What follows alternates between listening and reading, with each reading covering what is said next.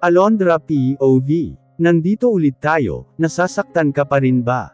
Marahang tanong ni Joseph habang naglalakad kaming dalawa, at magkahawak kamay. Huminto ako sa paglalakad at hinarap siya. Banayad nang umiti ako sa kaumiling. Wala nang dahilan para masaktan ulit ako. Banayad din ang naging pagguhit ng ngiti sa kanyang labi. Saka hinalikan ako sa noo. Kapwa kami maligaya nang nagpatuloy sa paglalakad, habang hindi pa rin nagkakahiwalay ang mga kamay na mahigpit na magkahawak. Narito kami ngayon sa Plaza Park. Bumalik kaming dalawa at sa pagbabalik kong ito nakasama siya, natitiyak ko na. Wala na ang lahat ng sakit, ng hinanakit at pagdaramdam.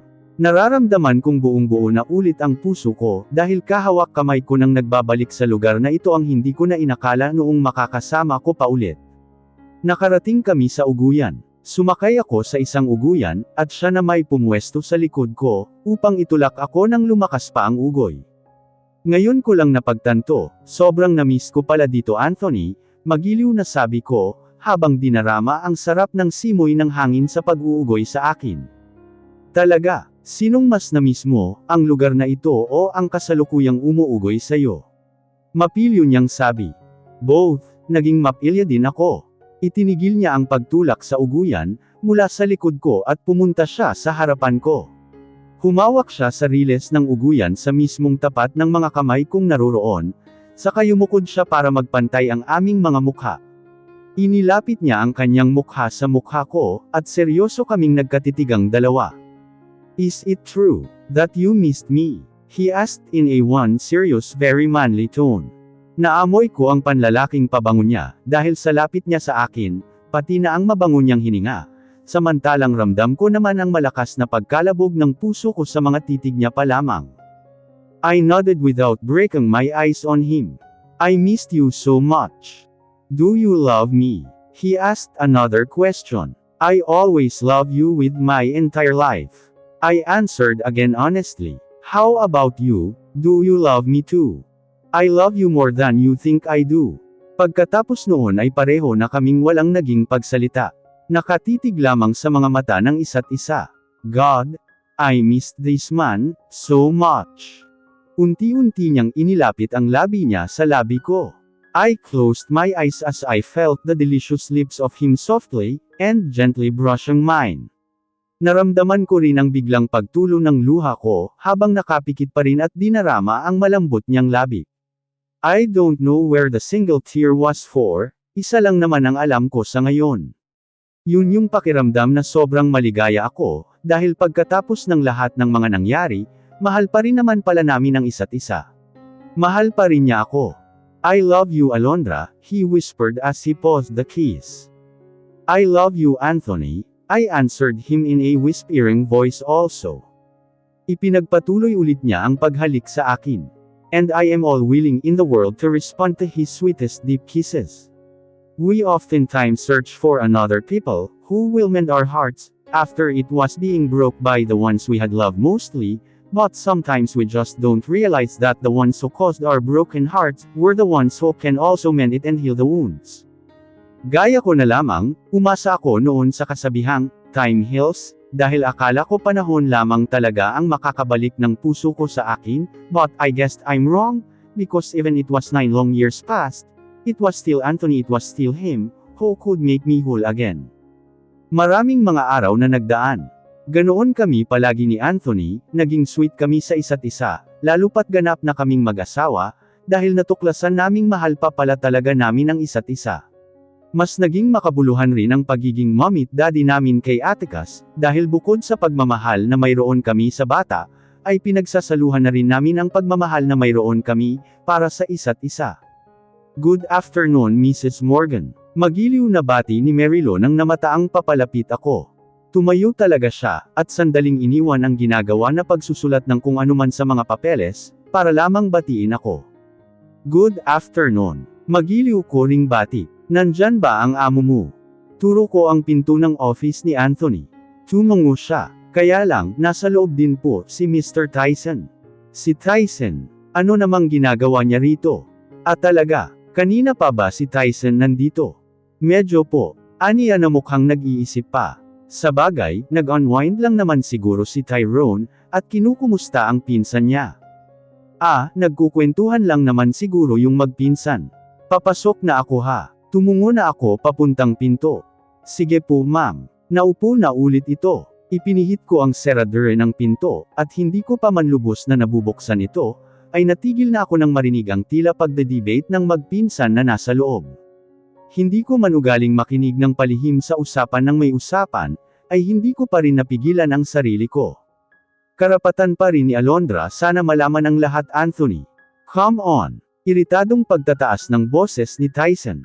Malaman ang lahat. Anong ibig niyang sabihin? We've moved on already. Masaya na kami ngayon sa piling ng isa't isa, dahil nagmamahalan kami, kaya hindi ko pwedeng hayaan na masira na naman kami, dahil sa malagim na insidenteng nangyari matagal na panahon na ang nakakaraan. Aburido ring sagot ni Anthony, at nagtataas na rin ng boses. At hanggang kailan siya magiging mangmang sa lahat ng mga nangyari? Habang buhay, wala ka na ba talagang planong ipagtapat sa kanya ang lahat-lahat? Kung yung mga masasakit na mga pangyayari lang din naman ang sisira sa maganda ng relasyon naming mag-asawa ngayon, hindi ko na alam. Nanghihina na siya. Pero kapag hindi mo sinabi, kahit na napatawad ka na ni Alondra, hindi mo pa rin maaalis sa isipan niyang buong buhay niyang inakalang niloko, at sinaktan mo lang siya. Kahit ang totoo, iniwan mo lang naman siya noon, dahil may masakit kang rason at gusto mong iligtas ang buhay niya. Hindi nakasagot si Anthony sa sinabing iyon ni Tyson. Hindi ko maintindihan ang pinag-uusapan nila. Anong iniwan lang ako ni Anthony noon, para iligtas ang buhay ko? Gulong-gulo na ako.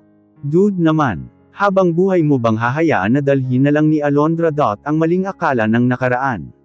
Hahayaan mo bang tumatak na lang sa isip niya na loko-loko ka kaya nagawa mo siyang saktan noon, kahit ang totoo, nagsakripisyo ka lang naman talaga. Mahinahon na si Tyson, ngunit nangangaral pa rin. Kung yun ang makakabuti, hindi ko nasasabihin pa sa kanya. Makakabuti. Kailan pa naging mabuting ipagkait sa taong minamahal, ang mga bagay na karapatan din nilang malaman. Gumising ka Anthony. Karapatan ni Alondra, na malaman na minsang nagka-affair ang mga magulang ninyo sa isa't isa noon. Tumaas ulit ang boses ni Tyson. Ano, nagka-affair ang mga magulang namin ni Anthony noon? Kailan? Bakit wala man lang akong kaalam-alam? Halos hindi na ako humihinga, habang nagpatuloy sa pakikinig sa kanila. Lalo na sa mga pinagsasabi ni Tyson. Nagpatuloy sa pagsasalita ang huli. Hanggang kailan mo itatago ang katotohanan, naging kabit ng mama mo noon ang daddy ni Alondra, kaya dahil sa sama ng loob na matay din ang papa mo, na labis mong ikinagalit. Kaya nga nagawa mong paghigantihan noon ang walang kamuwang-muwang, at inosenteng si Alondra di ba? Dahil sa sobrang galit mo sa ginawa ng ama niya, na naging dahilan kung bakit nasira ang pamilya mo noong bata ka pa. Naramdaman ko na lamang ang mga maiinit na likidong isa-isang damaloy sa pisngi ko, at pakiramdam ko pinipiga ng pinong-pino ang dibdib ko, dahil sa sakit na natuklasan ko ngayong napagtagpi-tagpi ko na ang lahat. Nagka-affair ang mama ni Anthony sa daddy ko. Mahal na mahal ni Anthony ang papa niya, mula pa noong bata siya, kaya nang mamatay ito at nalamang may affair ng ama ko sa ina niya ang naging dahilan, sobra siyang nagalit. Nagalit siya sa mga naging dahilan ng pagkamatay ng kanyang ama, kaya nang maagang nawala ang ama ko, nawalan din siya ng paghihigantihan, kaya ako ang nakita niya. Akong anak ang may kasalanan ng pagkamatay ng papa niya, kahit inosente at walang kamuwang-muwang, ako ang pinagbuntungan niya ng lahat ng galit niya sa mundo. Ang pagpapaibig niya sa akin noong college kami, ay pakulo lamang niya, para mapaghigantihan ako at saktan. Namalayan ko na lamang ang pagbitaw ko sa daladala ko, nang marinig ko ang pagbagsak nito sa sahig. Alondra, sabay na noindang ang magpinsan, nang makuha ko ang atensyon nila. Kapwa sila na estatwa pagkakita sa akin. Marahas na pinahid ko ang luha kung walang tigil sa pagpatak. Sinalubong ko ng buong tapang ang mga mata ni Anthony. Hindi mo na kailangan pang itago sa akin, dahil narinig ko na ang lahat. You've made me fall in love with you, when we were in college just to get rid of me and just to have your revenge. Because I am the only daughter of the man who made a sinful affair with your mother, that caused your father's death. I am just the weapon for your revenge. Tama ako diba? Marahang umiling siya, at nakita kong tumulo rin ang luha niya. Humakbang siya palapit sa akin, pero maagap kong itinaas ang isang kamay ko para pigilan siya. "Don't you dare come near me." Galit kong sabi. Nagagalit ako dahil ginamit niya ako. Ginamit niya ako at pinagsamantalahan niya ang kainosentehan ko, para sa paghihiganti niya. Malaki naman talaga ang kasalanan ng daddy ko, dahil sa pagkasira ng pamilya niya, at nakukonsensya din ako sa nangyaring iyon. Alam kong sobra-sobra din siyang nasaktan, pero tama na bang dahilan iyon para gamitin at saktan din niya ako? Sa pagkakaalam ko kasi sa ngayon ay hindi mali. Maling-mali na ginamit niya ako. Humakbang ulit siya na parang wala akong planong sundin sa sinabi ko, kaya hindi ko na naiwasan pang sigawan siya. I said don't come near me. Tumigil nga siya at nakikinita kung nagmamakaawa ang kanyang mga mata. Please, let me explain everything first, mahal. At huwag mo akong matawag-tawag na mahal, dahil hindi mo naman talaga ako minahal, at ginamit mo lang ako. Hindi yan totoo. Mahal kita. Mahal na mahal kita, Alondra. Tumaas ang kanyang boses.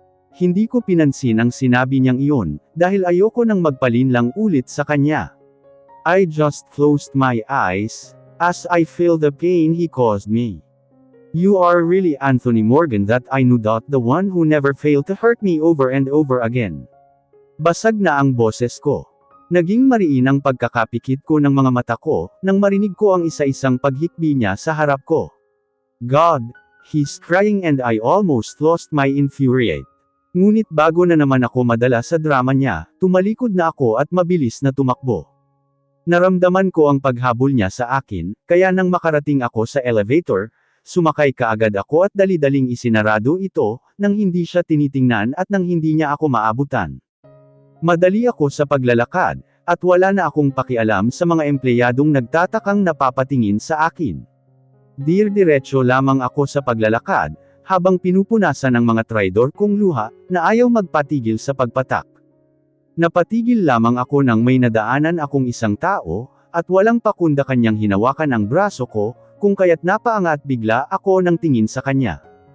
Alondra, siya. Bakit siya nandito at anong ginagawa niya rito? Alondra, Apo, umiiyak ka ba? Bakit ka umiiyak? Nag-aalalang tanong niya nang makitang luhaan ako. Hinawakan ko siya ng mahigpit sa magkabilang braso.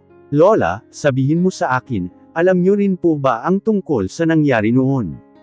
Alam niyo rin po bang nagka-affair ang mama ni Anthony kay Daddy? Nagulat siya sa tinanong ko. Paano mo nalaman? Alam din niya. So, alam niyo rin pala, pero itinago din ninyo sa akin. I caught her.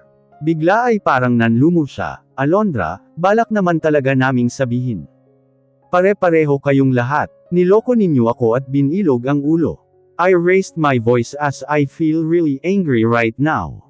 Umiling siya at nagbabadya na ring tumulo ang mga luha niya. That was not our intention, Hiha, on hiding the truth from you. We just want to protect you from pain of discovering everything.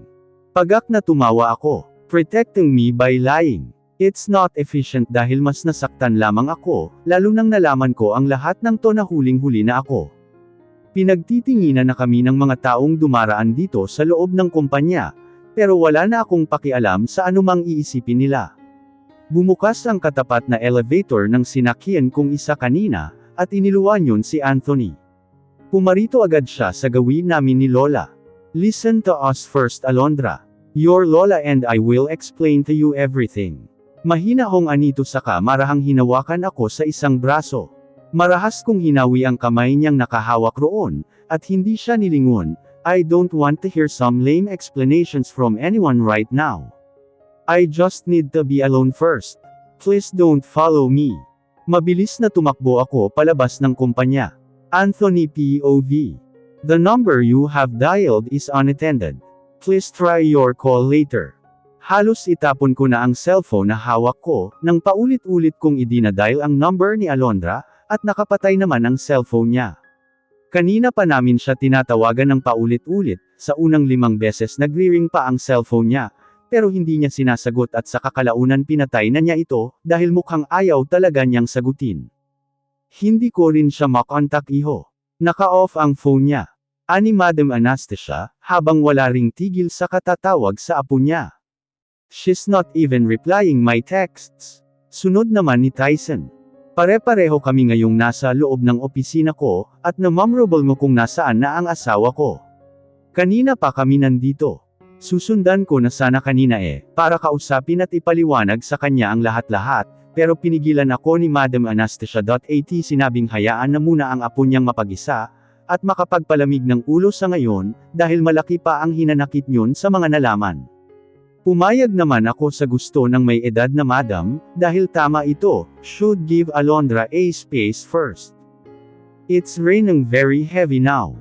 Walang kaalam-alam ang mga tao sa biglaang pagbuhos ng malakas na ulan. Thinking about Alondra whereabouts, in the middle of this freaking calamity horrors me. I dialed her number again. Pabalik-balik ako ng lakad sa harap ng dalawang kasama kong nakaupo sa sofa, at kapwa ring baka sa mukha ang mga pag-aalala. I even cursed as I failed reaching her again. Tumigil ako sa paglalakad-lakad at humarap sa lola ng asawa ko. May alam po ba kayong mga lugar na pwede niyang puntahan? I asked her. Marahan siyang tumungo, at sinabi nga sa akin ang mga lugar na posibleng kinaroroonan ngayon ng kanyang apo. Pagkatapos kong malaman ang mga posibleng lugar, nagmadali na akong kunin ang office coat kong hinubad ko kanina, na ipinatong sa swivel chair ko. Kinuha ko lang ito, at nagmadali nang nagmarcha sa pinto para lumabas. Wait dude, where are you going? Tumigil sandali ako at nilingon ang pinsan kong nakatayo na ngayon, at mukhang balak pa akong pigilan sa kung ano man ang gagawin ko. I'll find her. I answered him firmly. Mataas na raw ang baha ngayon sa labas. Marami na ring mga puno sa ibang mga kalsada ang nagsitumbahan. Mapag-alalang babala niya. That's why I can't let my wife being anywhere, at this moment with a bad calamity. If I'll just wait here for her and do nothing, I'll possibly die worrying about her. I raised my voice on him, and opened the door. I shut it when I got outside. Hindi ako galit kay Tyson, hindi ko rin maiwasang hindi siya sisihin sa mga nangyayari ngayon. Kung hindi sana siya pumunta sa opisina ko ngayong araw, at nakipagtalo sa akin na ipagtapat ko na ang lahat kay Alondra, hindi sana kami maririnig ng asawa ko sa pinag-uusapan naming iyon. But after all, it's still not his fault because he just want me to be honest to my wife. And he has no bad intentions with that. Sumakay ako sa pinakaunang elevator na nakita ko. I'll find Alondra. And I will never give up. Not again, never. Malakas na ang ulan at basang-basa na ako ngayon, pero wala akong pakialam. Umupo ako sa tapat ng puntod ng pinakamamahal kong ama, at pinagpag ko saglit ang konting mga dumi na naroroon, saka inilapag na ang dala kong pumpon ng white roses. Kahit malamig na ngayon, dahil para na akong basang sisiw sa ilalim ng malakas na ulan, ramdam ko pa rin ang maiinit na likidong patuloy na dumadaloy sa pisngi ko. Ayaw talagang papihil ng mga luha ko. Dad, I started talking on him. Dad, totoo po ba? Totoo po bang nagka-affair kayo ng mommy ni Anthony noon? I asked him as if he'll going to answer me. Dad, why did you do that? Akala ko po ba si mommy lang? Nag-iisang si mommy lang ang nasa puso ninyo. I sobbed as I sympathized my mother. I was just 12 years old, when my mom passed away because of cervical cancer. Kahit bata pa ako ng mga panahong iyon, pero alam ko at ramdam ko, kung paanong nagdusa noon si daddy dahil sa pagkawala ni mommy. I knew that he loves her so much. Kaya nga halos hindi ako makapaniwalang magagawa niya ang makipagrelasyon sa iba. Alam niyo ba dad, dahil sa ginawa ninyo, you just haven't cheated on mom but you also destroyed Anthony family. Hindi ko na itinago pa ang paninisi, at hinanakit sa tono ko, dahil sa mga ginawa niya. I'm angry to Anthony but at the same time, I feel sorry because my father broke his family. Alam niyo ba dad, I don't want to judge you, because I am not really detailed of what happened in the history years ago. But just thinking that your actions were the ones that made Anthony life in misery. And he suffered. I suffered too. Anthony suffered and I suffered. Because I am the daughter of the man who ruined his family. And be made me the weapon of his revenge. I am the one who paid for your sin, Dad. I am. Itinuro ko yung puso kong sobrang naninikip ngayon sa sakit. Nang dahil sa inyo kaya nasira ang pamilya niya, at nang dahil sa inyo kaya nasaktan ako ng sobra 9 years ago. And I am still in pain after 9 years. Until now, the wound's still bleeding. This love torn me apart over and over again. He was the only man that I love in my life, and up until now, he still is. My love was the one that have been damaged the most, because of your wrongdoings, Daddy. Hindi lang ang lalaking pinakamamahal ko ang nawala sa akin, kundi pati na rin ang inosente kong puso, ay sobrang naagrabyado. Humagulal na ako. Marami pa akong mga sinabi sa kanya, tungkol sa lahat ng hinanakit ko. If I could just turn back the time, I'll really prevent you on committing a sin with Anthony, Mother, because if everything happened in the history never happens, I'll be not experiencing this worst pain right now. I just felt that my world stopped, when someone from my back shelters me with an umbrella. Inilagay din niya sa likod ko ang itim niyang coat, para mabawasan ang ginaw na nararamdaman ko. Hindi ko na kailangan pang hulaan o lingunin, kung sino ang taong iyon sa likuran ko, mabangong halimuyak pa lamang niyang nagpapalunod sa buong kaibuturan ng puso't kaluluwa ko, alam na alam ko na kung sino siya. Anong ginagawa mo rito? Matigas na tanong ko. Walang anumang lingon likod. Sinusundo na kita. Let's go home now, marahan pero malungkot niyang sagot. Umuwi ka na. Hindi ako sasama sayo. Come home with me now. Sigurado akong hinahanap ka na ngayon ni Atticus sa bahay. Umuwi ka, kahit hindi na lamang para sa akin, kahit para na lang sa anak natin. Kailangan niya ang mami niya. Parang bigla akong nahimasmasan, nang maalala ang anak namin. Oo nga pala at umuulan na ngayon. Maggagabi na rin, kaya baka nga hinahanap na ako ni Atticus. Tumayo na ako nang hindi pa rin siya nililingon. Okay, I'll go home not for you but for our son. Pinal kong pahayag, saka naglakad na papunta sa kung saan naruroon ang kotse niya. Binuksan ko ang backseat at dito ako umupo. Ayokong umupo sa front seat, dahil ayoko siyang makatabi sa ngayon. After all, I have no choice but to ride with him in his car, gaano ko man ka hindi gusto, dahil hindi ko nadala ang sarili kong kotse. Iniwan ko iyon sa parking lot ng kumpanya namin kanina, at nagtaksi lang ako papunta sa kumpanya ni Anthony, tapos nagtaksi lang din ako papunta dito sa libingan ni Papa. Tahimik siya at matamlay nang pumasok na rin sa driver's seat. He even took a glance of me in the mirror, ngunit umiwas lamang ako, at itinuon ang paningin ko sa bintana sa labas. Pagkarating sa garahe ng bahay, walang salitang bumaba kaagad ako, at sinalubong ako ng yakap ni Atticus. Naging banayad bigla ang pakiramdam ko dahil sa kanya. Thanks to my son that he's always been there of me, siya na lang yata ang taong alam kong kahit kailan ay hindi ako ilalaglag sa ere. Anthony POV. I entered the guest room at the first floor, where Alondra is with right now. Nilinaw niya kaninang ayaw niya talaga akong makatabi sa pagtulog, kaya sa isang guest room na lang siya. Wala naman akong nagawa kundi ang hayaan siya, dahil alam kong mainit pa rin ang ulo niya, at galit pa rin siya sa akin. I closed the door as I have entered inside. Thank God she's already sleeping tightly. Maingat na umupo ako sa gilid ng kama sa tabi niya, at salamat naman dahil hindi siya nagising, kahit medyo lumandag ang kama dahil sa bigat ko. Pinagmasdan ko ang mukha niyang mahimbing na natutulog. The angelic face of Alondra that I always adore. Inilagay ko ang mga iilang takas na buhok niya sa likod ng kanyang tenga, at saka itinaas ko ng bahagya ang kumot niyang nasa baywang na lamang niya. I kissed her forehead.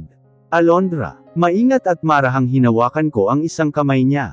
God knows how much I love this woman, and all the sacrifices I've been through, just to save her life 9 years ago. Since ayaw mo naman akong pakinggan kapag gising ka, magkukwento na lang ako ngayong tulog ka, baka sakaling mapatawad mo pa ako, kahit nasa panaginip mo na lang. Hinalikan ko ang likod ng kanyang kamay. I actually started loving you when I was just 15 years old. You heard it right, 15 lang ako nang nagsimula akong mahalin siya. Tago-taguan maliwanag ang buwan. Pagbilang ng 10 nakatago na kayo. 1, 2, 3. Humahagik-hak kami ng mga kaklase at mga kaibigan ko, nang marinig ang pagkanta ni Nelson, habang nakasubsob ang mukha sa pader ng classroom namin sa second year section 4. Naglalaro kami ng tagu-taguan, at para kaming mga unggoy na nag-uunahan sa pag-akyat sa itaas ng puno ng mangga, para magtago habang naliligo sa sarili naming mga pawis, dahil sa walang tigil na kalalaro ng kung ano-ano buong maghapon. Kumapit ako sa isang sanga, habang ang isang braso ko naman nakayakap sa malaking katawan ng puno. Tumingin ako sa paanan ko, para matingnan kung gaano nakataas yung naakyat ko. Ayokong maging taya. Bilis Anthony, akyat pa. Sigaw naman ni Diego na nasa pinakadulo na ng puno. Oo na, pabalibag kong sagot. Kung makapag-utos, ang loko eh. Tumingin ako sa ilalim ng puno, para masiguradong wala pa si Nelson, pero para akong naestatwa bigla sa pwesto ko, nang may nakita akong kakaiba sa ibaba. Isang anghel. Naka-uniform din siya ng Saint Mary, at may maliit na cute na pink ribbon sa gilid ng buhok niya, hanggang balikat ang haba. Nakasling bag siyang itim at napakahinhin niya sa paglalakad. Ang ganda-ganda niya. Ngayon lang ako nakakita ng babaeng katulad niya. Marami naman akong classmates na magaganda. Yun nga lang mga moldita kalabanan sa kanila at flirt. Pero siya, ibang-iba ang ganda niya. She looks innocent and lovely. Para bang ang sarap niyang mahalin. Lumundag ang puso ko sa naisip, dahil ngayon ko lang naramdaman ang ganito sa isang babae. Nakakapagtaka dahil isang beses ko pa lang siyang nakita, ganito agad yung naramdaman ko. Bumilis bigla ang tibok ng puso ko. Ano ba ta? Hoy Morgan, ano pang tinutunga-tunganga mo dyan? Akyat na. Mahuhuli na kami ni Nelson dito mamaya eh. Bilis na. Mura naman ang nakasunod sa akin na si Kenzo. May anghel. Wala sa sariling nasambit ko sa kawalan, habang tinitingnan yung babaeng mahinhin sa paglalakad. Anong pinagsasabi mo dyan? Walang anghel. Umakyat ka na nga lang, bilis na. Singhal ulit ni Kenzo. Narinig pala niya iyon.